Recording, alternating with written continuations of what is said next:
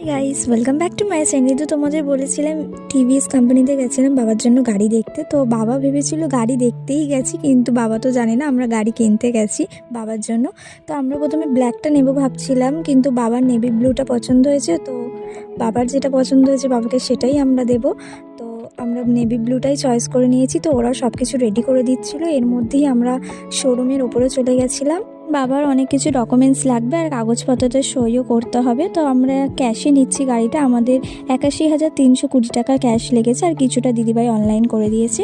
আর এখানে বাবা সব কিছু ডকুমেন্টসে সিগনেচার করে নিচ্ছিল। তো ফাইনালি আমাদের বাড়িতে একটা নতুন মেম্বার চলে এসেছে।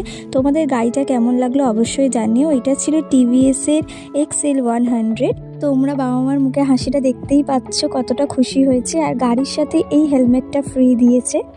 পর আমরা অটোতে উঠে গেছিলাম। দিদিভাই রানীদির নতুন গাড়ি করে সোজা কালীঘাটে পৌঁছে গেছে। আমরা কালীঘাটে চলে গেছিলাম পুজো দিতে।